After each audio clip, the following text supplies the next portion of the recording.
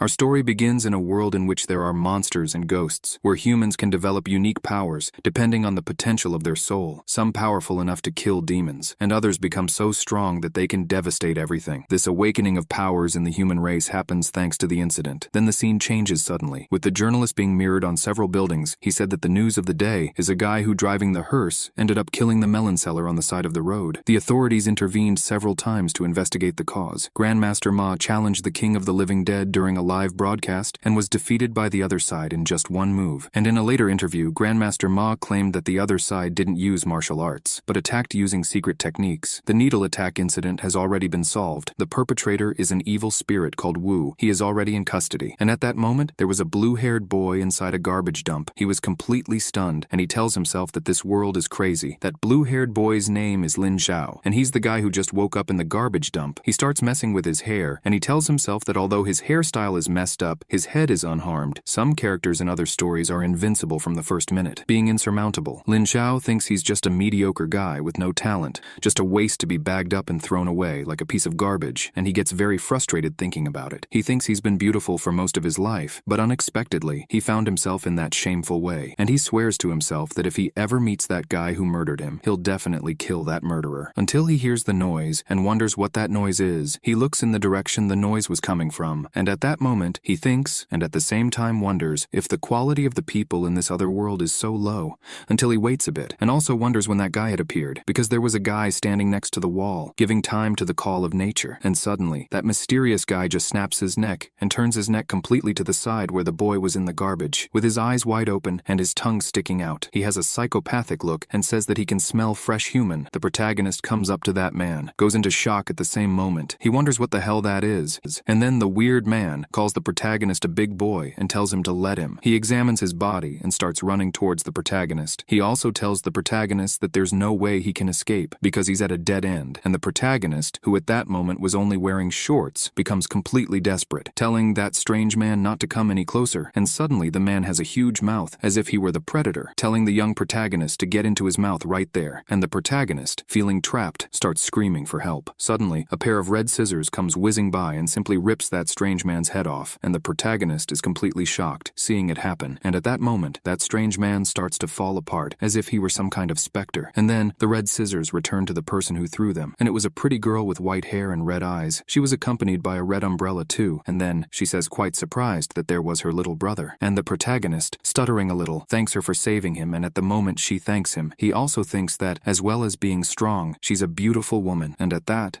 beautiful mysterious woman calls the protagonist her little brother, and asks him if she's beautiful, and the protagonist doesn't understand anything. He thinks he's lost in that world, and at the same time, he wonders if women are that beautiful. He gets very excited, because he really found her appearance very attractive, and then, the protagonist replies to the woman saying that he clearly thinks she's very beautiful, and he talks in such an excited way that you can see it on his face, with his cheeks flushed and hearts popping out of his eyes, and suddenly, the woman's face changes completely, and then, she asks her protagonist what he thinks now, and asks him if she's still pretty. Only this time, her eyes were completely black, and her mouth looked like it had been mixed with a shark. She was reminiscent of Milena from Mortal Kombat, and the protagonist, seeing her, is completely shocked. He wonders what the hell that is. He thinks, and at the same time wonders why she is a monster now, because he thought she was a beautiful heroine who saves people in a generous way, and she would be the one he almost fell completely in love with. The guy met the woman 10 seconds ago, and was already falling completely in love. The protagonist fell off his horse, and at that bizarre woman with white hair approaches him again, calling him little brother, and asks him to answer the question she had asked him, and at that moment, the protagonist was completely apprehensive. He didn't quite know what to say, and that bizarre woman was already practically glued to him, and he thinks he knows he's about to die, but he finds it incredible until he immediately refuses, because that normal moment to think that, and he thinks he needs to find a way out of that situation, and then his cheeks blush, because the woman is very close to him, and he thinks that if he says she's cute, she'll definitely cut his mouth off, and if he says she's not cute, she'll definitely kill him immediately, and then he wonders what he should do, because the young protagonist was in dire straits at that moment, and at that very second, the red scissors appeared in the woman's hands, so she pointed the red scissors at the boy's face, and she told the protagonist that if he didn't say anything, she would have to beg him, and the protagonist thinks that it's over for him. It was the end of the line at that moment. He thought that someone needed to show up to help him, because he had just been reborn and was already going to die. That's really very tragic. When suddenly, the system panel shows a red warning, saying that it has been detected that the host is in danger. The divine selection system has been successfully connected connected, and at the moment that that weird woman was going to cut the boy's mouth, he realizes that time has stopped, although he can't move, and at that, he sees a message on the system. It said that there was a time limit of 5 seconds and asked the host, who in this case was the protagonist, to please make a choice, and the system panel showed choice 1, which said to escape immediately, but will be chased by the female monster. The panel explained that the mission has as a reward a powerful ingredient that multiplies the host's current strength by 10, and choice 2 was to kneel and beg for mercy to fulfill any request of the toothy woman the mission has as a reward cleansing pills that awaken an S-class physical talent. And choice 3 is that if the protagonist died on the lips of a beautiful woman, he could be a ghost, and he shouldn't think about it, and just kiss her. The system itself calls him an idiot, and the mission of choice 3 has as its reward a gift pack of random SSS-level supernatural abilities, and the SSS-level supernatural abilities will be random, and the protagonist comes from that thinks, and at the same time wonders if this is the legendary plugin system, and the protagonist tells himself that he used to play video games many years ago, and if he manages to complete the mission that gives an SSS-level reward, maybe he'll get a power that can get him out of that situation, and then the idiot protagonist decides to try the third option, and at that moment, the system panel shows that the system restrictions have been lifted, and the host is asked to perform the task, and then, the protagonist looks into the face of that completely bizarre woman, and tells her that he's just accepting his first kiss and they're going to do it. The woman doesn't understand anything, and he simply grabs her face and tells her not to worry, because he's not going to let her go, so she really shouldn't worry about anything. And the more he talks, the more confused that woman gets. With tears in her eyes, she tries to understand what was happening at that moment, and the protagonist thinks that this sensation is really something he's feeling for the first time. Then the girl drops the scissors. She simply lets the scissors fall to the ground, and at this, the protagonist thinks that he's sorry that his first time was with such a strange creature, and at this, the girl with white hair and red eyes, with a slightly tearful face, comments that now she's no longer pure, because she's just had her first kiss, and then the protagonist sees her saying that he thinks she's very beautiful, and he really didn't expect her to be so affectionate, and he also thinks that when you put a female demon like that, you have to use your charm to convince her, and the protagonist at that moment gets a smile on his face. He was very excited, and so he tried to have a conversation with her, but the girl quickly turned her back to him and said that her name was Hong Ye. The protagonist kept thinking and wondering about the girl's name, and then the girl turned to him and told him that they would definitely see each other again, and suddenly a beam of blue light starts to appear from below her, leaving the protagonist completely shocked, thinking that she had disappeared. The boy at that moment was a little apprehensive and in a state of alert, and the system panel warns that the host has completed the task and was releasing the reward. The SSS-level supernatural power was selected at random, and she asks him to please do the following chant in order to receive the reward to crush the darkness with thunder, and suddenly a gigantic thunderbolt falls from the sky,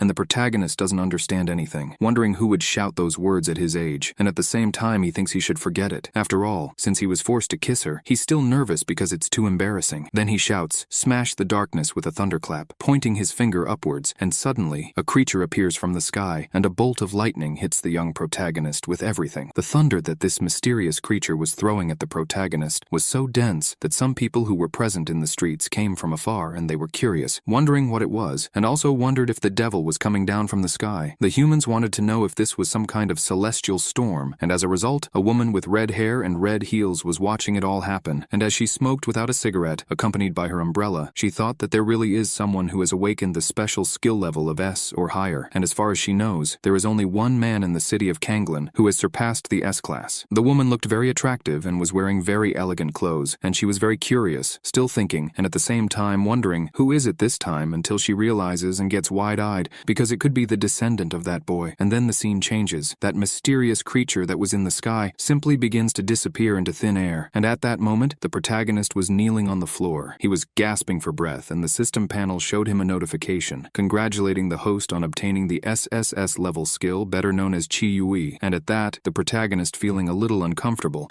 put his hand on his head, looked at his own hand, and saw a purple-colored energy coming out of it, and then he asked himself if that was his supernatural power. And the system's non-panel shows that the host's current strength is low. An SSS level skill like Chi Yu can supplement a host's strength to increase his capacity, and then he can gradually unlock the other parts of the skill. And at this, the protagonist wonders if this is Chi's power, and he goes wide-eyed, thinking that according to this body's memories, the power limit known to the public of this current world is S-class, and he has awakened an SSS-class power. And then, with a smile on his face, he tells himself that, in this case, it could mean that he is invincible, and at the same moment, his countenance changes. It seems that he is very excited about it. The protagonist laughs a lot at that moment comes from his ability. He thinks that with this SSS-class power, he has no doubt that in a short time he will be able to become incomparable and rise to the top of the world world, and he gets emotional just thinking about it. The young protagonist is already thinking about being surrounded by beautiful women while he enjoys a nice cigar and has an orange drink in one of his hands, until suddenly his imagination is completely interrupted by the system panel, which notifies him that he should be careful because a large number of ghosts and monsters have been detected approaching the position where the host is, and asks him to please go to the area as soon as possible. And then the protagonist thinks that this can only be a joke with his face because this is happening again, and then the protagonist starts to run thinking that he still doesn't have the strength to fight and tells himself that escaping is also a way to win, even if he loses his honor in the process. Then the scene changes to a house. Lin Xiao had run madly for half an hour until he finally found the way home, and he was watching for a moment. He tells himself that this is his house, a luxury house, and it must be worth at least 100 million, and he thinks that this is the first time he's entered such a big house, so he's a bit nervous about it, and he tries to calm himself down, thinking that he should just relax because this is his house. He goes to the doorknob and picks it up, but when he opens it, he sees something that leaves him in a state of doubt. He sees a girl with pink hair calling him brother and asking him what took him so long to come back. He realizes that that was his sister called Lin Shi, and he thinks that he almost forgot that he has a cute little sister of his own, at which point the pink-haired girl, completely stunned and wide-eyed, asks the young protagonist what happened to him, as he seemed to have bruises all over his body, at which point the protagonist, with a smile on his face, answers her by saying that it's a rainy day and the road was quite slippery and he accidentally fell. The pink-haired girl thinks he's rather careless, and she also tells her brother that she's made ginger soup and is going to serve some to him, and the protagonist thanks her for it, after which she puts some of the ginger soup on for him with a smile on her face. The protagonist thinking that she's so wonderful and is a sister who knows what she's doing and doesn't keep mistreating him. And then, after serving the boy, she tells him that she is going to bed, wishing him a good night. And then the protagonist thinks that as far as he can remember, he had been adopted by the beautiful family since he was a child. After the death of his adoptive parents, he was left to live with his two half-sisters, Lin Hua and Lin Shi, and he thinks that they are both talented, and he was the only one who was a loser and was often teased. 3 years ago, his older sister was selected to enter the special division because of her excellent grades, and due to her busy schedule, she rarely comes home, so he takes care of his younger sister. However, the original owner of this body was very rebellious. He couldn't even take care of himself, and he was completely insensitive towards his younger sister. He remembers one time when the girl saw him walking, and with a teddy bear in hand, she told the boy that she didn't want to be alone at home, and the boy said that she would be fine and didn't want to get in his way, and the protagonist thought it was a shame, because he had such a nice little sister, and the previous owner of that body simply didn't appreciate it. Suddenly, while he was sipping his soup, he heard someone shouting his name and telling him to get out of there. When he did, he spat out all the ginger soup, and then he looked in the direction the voice had come from and asked who the hell had broken down the door while he was drinking his soup. He doesn't understand anything, and the girl, visibly upset, tells him that it won't do any good for him to hide, and he thinks and wonders at the same time. As for Chu Junyao, that's what that girl is called. She's a childhood friend of his, who also appeared in a magazine for girls, and so, being quite direct, he asks the girl what she's doing there, in his house, and quickly the girl points her finger at him and asks how he dares to come back now, after having confessed all his love for her, in front of the whole class with megaphone in the morning. She said that he humiliated her, and he must give her an explanation tonight, and at that moment, the protagonist, after having heard this, he thinks that after confessing his love for Chu Junyao, he ended up being killed near the school, and then he wonders what the connection is between these two events after all, and at the same time, he thinks that he should forget about it, and first of all he should take care of that woman, and then, in a very relaxed tone, and sticking his finger up his nose, he replies to that pretty girl that he was only joking, and also says that she didn't take it seriously, and he wouldn't use falling in love with a tigress as fierce as her, and he doesn't even want her to answer his confession, because he's afraid she'll give it back, and the girl doesn't understand anything, and with a lot of anger in her heart, she says that Lin Xiao is a dead man, and she tries to kick him with all her might, but the young protagonist, visibly frightened, manages to dodge, and then he sees something very precious, and he ends up getting completely flushed, and Chu Junyao says that he's a bastard. She gets very angry, and says that he's not trustworthy at all. A young protagonist answers her,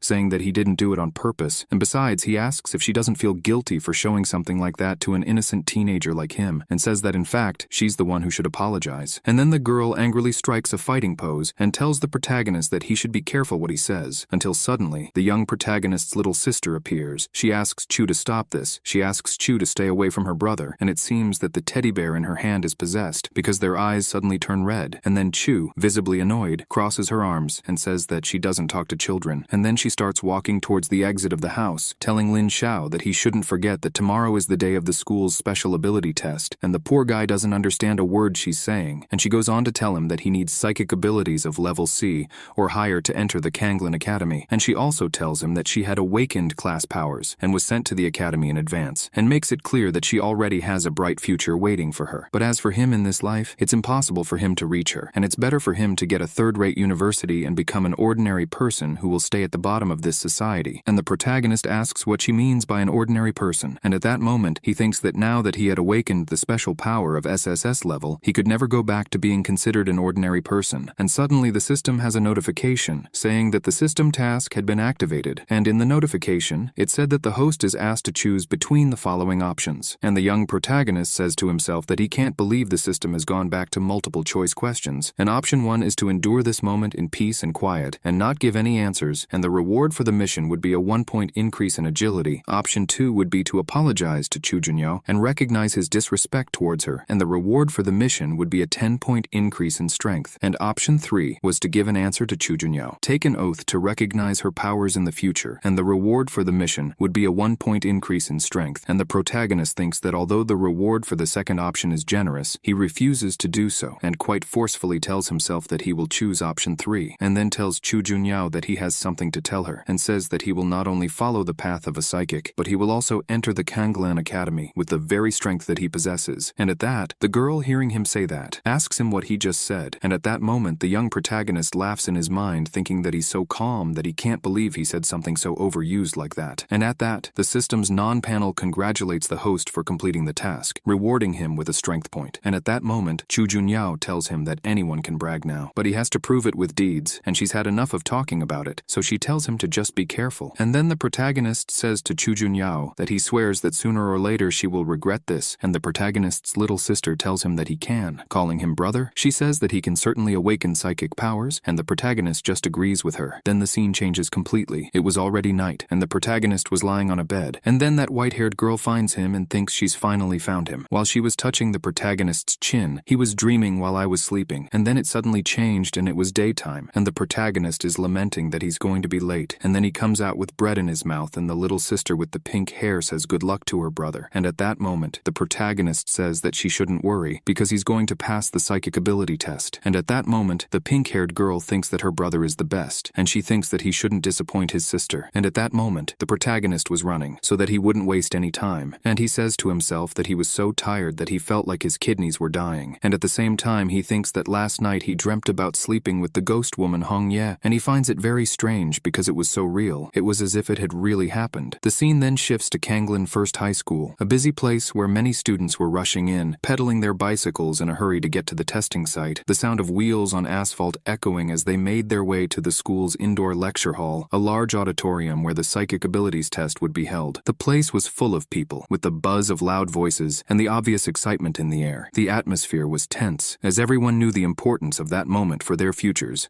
When they arrived at the conference hall, Chu Junyao, a young woman who was there to accompany the tests, was visibly confused and restless. She approached a group of students and with an expression of doubt asked aloud what time it was, since she felt that time was passing quickly and no one seemed to be in a position to start the test. Anxiety was taking hold of everyone, and she wondered how it would all be organized. At that moment, a person from the administration who was overseeing the event approached and made an announcement, asking everyone present to form an organized queue so that the tests could begin in an orderly fashion. Her voice was clear and authoritative, but the atmosphere was still filled with a certain chaos. Observing the situation, Chu Junyao couldn't help but express her frustration out loud, commenting that the students there were being even more disorganized than those in the previous session. She seemed impatient with the lack of control and order. Meanwhile, the protagonist, who was observing the scene, suddenly approached a group of people and apologized, asking them to please make way. Opening the wings, he put his hand on the shoulder of a nearby boy and asked, with a serious expression, if that was where the assessment would take place. The boy, a blonde man who was clearly annoyed by the protagonist's presence, quickly turned around and, with a furious look on his face, the blonde boy, irritated by the protagonist's attitude, soon realized that he was standing there wide-eyed, apparently surprised that he hadn't been defeated or eliminated as he had hoped. He thought in a moment of pure anger that that man shouldn't be there, and that he had some idea that something was wrong. Meanwhile, one of the others in the crowd, an attentive observer, asked the protagonist what he was doing there. Without understanding his presence at that moment, the protagonist, without wasting any time, stared at the blonde boy and, with an expression of suspicion, asked directly if he was Yang Yi. This question hung in the air, heavy and full of meaning. The protagonist, at the same time, was thinking about how Yang Yi was someone who had feelings for Chu Yao, and with that, he knew that they were enemies, which made the situation even more complex. At that moment, the blonde boy, visibly annoyed by the situation, couldn't hide his disdain and spoke harshly, calling the protagonist in a pejorative way. He said that he hadn't expected the protagonist to still have the courage to show up for the test after everything that had happened between them, which indicated that he was aware of the conflict that had taken place before. The protagonist, for his part, thought to himself that it was extremely unlikely that someone had sent someone else to kill him before that moment, but he also knew that he couldn't simply ignore this situation. No matter what happened, he couldn't let this confrontation go, and his mind was working, trying to figure out a way to deal with it. As the atmosphere of tension increased, a bespectacled young man, who was in charge of organizing the tests, took the microphone and announced, in a clear and objective manner, that the psychic ability test had officially begun. He informed them that this test would determine the future of each of those present. Only those who had awakened a level of psychic ability that was classified as being or higher would have the chance to enter the prestigious Kanglin Academy, which made the test even more significant and crucial for everyone present. The boy asked everyone to take the process seriously, since for many there, it was the opportunity of a lifetime. With that, the bespectacled man made the official announcement and called the first evaluated to introduce himself, a young man named Xiaoming. As soon as he heard his name being called, poor Xiaoming was in a state of shock, not believing that they were actually calling him to be the first to go through the assessment. He was at a loss as to what to do, the tension taking over his body. The protagonist, who was watching the scene intently, thought to himself that if Xiaoming was being called first, then he should probably have awakened his psychic abilities. This, however, made the protagonist a little pensive, since he knew that the boy called Xiaoming, also known as the Iron Pot, possessed F-class skills, which were extremely weak and flawed. He knew that in reality Xiaoming would have no chance of qualifying positively, at which point Xiaoming, his eyes filled with tears, began to cry, feeling a great deal of frustration.